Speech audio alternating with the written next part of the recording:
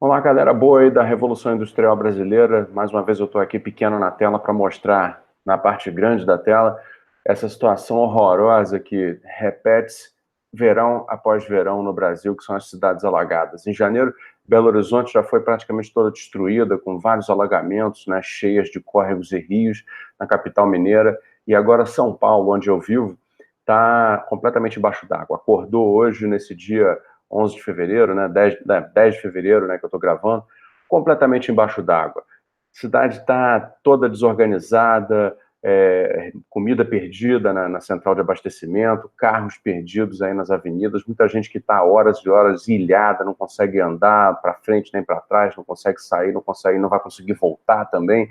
Ou seja, mais uma vez volta à tona aqui no canal o problema da nossa gravíssima deficiência de infraestrutura, né?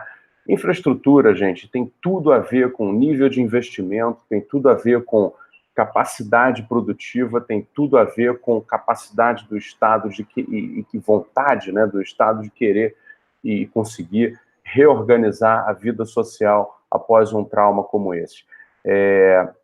Vou tentar colocar outras imagens aqui para compartilhar com vocês, que mostram as interseções entre todas essas coisas, tá? O tema aqui é o seguinte: como a gente vai conseguir ter uma infraestrutura capaz de dar qualidade de vida para todos os brasileiros sem uma estrutura produtiva, ativa e bem valorizada localmente que consiga produzir essas soluções? E aí eu vou me referir a algumas coisas. Por exemplo, todo mundo sempre faz a crítica do pavimento das cidades que está absolutamente impermeável. É uma crítica que faz sentido, né? Existem soluções. Claro que você não vai usar uma solução como essa, de um pavimento permeável, numa marginal Tietê, né? Aqui em São Paulo, uma via expressa de tráfego pesado, né? Porém, você conseguiria permeabilizar a superfície de uma cidade com resultados muito significativos, né, através do uso do pavimento intertravado, né, que são blocos aí, como você vê, são blocos de concreto feitos num desenho que propicia o encaixe, né, consecutivo de milhares de blocos, a ponto de você, então, delimitar uma via onde pode perfeitamente passar trânsito de carros de passeio, carros leves, e pode ser utilizado em ruas residenciais, de bairros, na verdade, em áreas talvez de menor trânsito de caminhões e tudo, mas, por exemplo, até mesmo ônibus podem passar por cima desse pavimento sem nenhum grande dano. No intervalo entre todos esses blocos, você tem o quê? Contato com o subsolo, né? Então você tem a permeabilização. Então, assim, essa, por exemplo, é uma solução bastante simples, né? Perfeitamente possível de ser atendida no Brasil para a permeabilização do solo urbano. Vou colocar outra coisa aqui também que é necessária para se fazer a resolução do problema, né, de escoamento de águas, né, nas cidades brasileiras, que são os sistemas disso que vai começar a aparecer agora.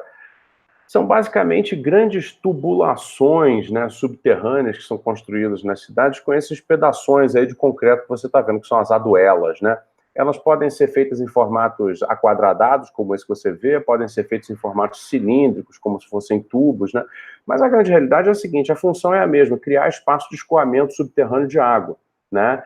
Você já deve ter ouvido falar de piscinões, né? Os piscinões subterrâneos, né, que se constroem em algumas cidades, lá no Rio de Janeiro, onde eu nasci, foram feitos alguns piscinões subterrâneos. E basicamente é o quê? Um grande reservatório subterrâneo de água que vai fazer o escoamento daquilo para algum corpo hídrico mais próximo, no caso, onde então ela vai escoar. No caso lá do Rio de Janeiro, as obras não foram completadas, mas chegou a dar uma melhorada, né? Essas soluções de obras subterrâneas através de aduelas requerem, logicamente, de muito investimento, que, sejamos sinceros, né, assim como os investimentos em pavimentação urbana, na maioria das vezes não são investimentos privados, né? Tem que ser investimentos públicos, feitos pelas prefeituras municipais, porque, afinal de contas, não são obras que você pode cobrar uma tarifa, né? Não existe modelagem de contrato possível para uma cobrança de tarifa de escoamento de água, né? Então, assim como para pavimentação urbana, existem modelagens de infraestrutura que permitem a cobrança de tarifa, mas elas não são muito aplicáveis, porque, por exemplo, para você pavimentar um grupo de poucas ruas, né, e permeabilizar o pavimento de poucas ruas, como no exemplo anterior, Que tipo de empresa vai se, né, comprometer com uma PPP para cobrar tarifa de um bairro, por exemplo, né, de uma quantidade de pessoas muito pequena? Então, assim, não necessariamente essas modelagens, né, público-privadas ou mesmo 100% privadas vão dar a resposta que as cidades brasileiras necessitam. Mas, muito bem, feita essa reflexão, aqui no canal a gente discute muito a questão das indústrias, da capacidade produtiva do Brasil, da capacidade produtiva de outros países do mundo, tentando relacionar essas capacidades produtivas, ou seja, as possibilidades que nós temos de produzir coisas úteis que resolvem a vida das sociedades, com a melhoria de qualidade de vida. No caso do Brasil, quer dizer, hoje São Paulo está embaixo d'água, Belo Horizonte foi toda destruída. Será que nós não temos capacidade produtiva para atender essas soluções? Pois bem, eu vou dizer para vocês, porque eu conheço bastante do assunto, temos sim, claro que temos. Vou abrir aqui a imagem de uma fábrica de blocos de concreto, né, que é uma coisa que nós temos, aliás, em abundância no Brasil, que realmente é um segmento da indústria que, por ser de média tecnologia, você pode reparar aí, nós ainda temos em abundância no Brasil. Então, assim, repare bem, aí você tem basicamente uma esteira que recebe daquela unidade laranja que você está vendo ali, embaixo da carcaça de metal, né, recebe os blocos já feitos de concreto. Essas madeiras aqui ao lado são os pallets, né, onde os blocos vão ser paletizados para transporte. Lá atrás você tem correias, entendeu, que vem trazendo a mistura de concreto que cai num silo de metal, que você pode reparar uma forma meio cônica ali, né? Ali você recebe, então, o concreto fresco vai ser moldado por uma prensa, que é essa unidade laranja, entendeu? E vai depois sair já semi-pronto, né? Que ele vai precisar endurecer por um tempo, tá? Mas ele vai endurecer, entendeu? Vai receber ali o tratamento térmico necessário para o endurecimento, e dali sai uma produção industrializada de blocos de concreto que podem fazer aqueles pavimentos intertravados, né, que eu mostrei no início do vídeo, que poderiam ser a solução para repermeabilizar o solo das cidades, em ruas de, né, pequeno e médio tráfego, né? Então, por exemplo, essa tecnologia aí, como você pode ver até o nome de uma empresa aí, a Menegote, né, que é lá uma fabricante de Santa Catarina, é uma tecnologia que é dominada pelo Brasil, né? Nós ainda temos essa capacidade produtiva para resolver o nosso próprio problema, né? Porque, afinal de contas, é disso que estamos tratando, né? Vou tentar colocar aqui uma outra unidade industrial que foi responsável, né, por fazer as aduelas de concreto para uma obra subterrânea. No caso, não era uma obra de escoamento de águas, né? Mas a unidade industrial que produz uma sequência de aduelas de concreto, como essa que você está vendo erguida pelo guindaste industrial amarelo, né, é uma unidade industrial que pode produzir as aduelas que servem para escoamento de água também.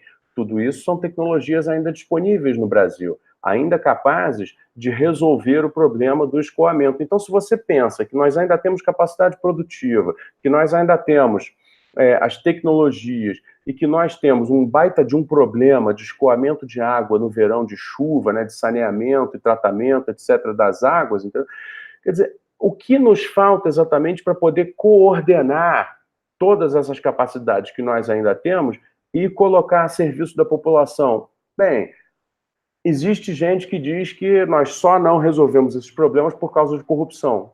Francamente, eu discordo dessa visão. É claro, não vou defender a corrupção, acho que a corrupção é um enorme problema brasileiro, tem que ser combatido mesmo, é uma doença, nenhuma sociedade com níveis altos de corrupção consegue progredir, consegue resolver os seus problemas.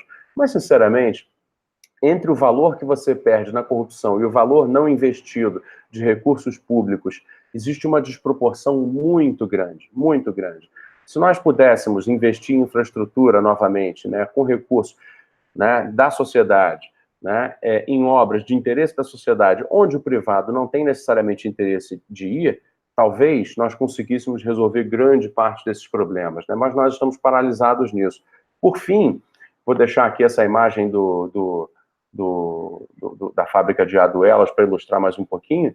Eu queria falar o seguinte: nós hoje no Brasil vivemos um momento de gravíssima desindustrialização, né? Fechamos milhares de fábricas nos últimos anos. Algumas delas, com toda certeza, dizem respeito a problemas essenciais, né?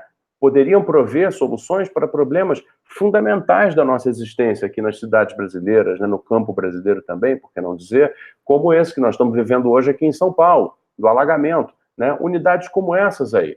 Foram mais de 25 mil empresas fabris fechadas no Brasil em 4 anos.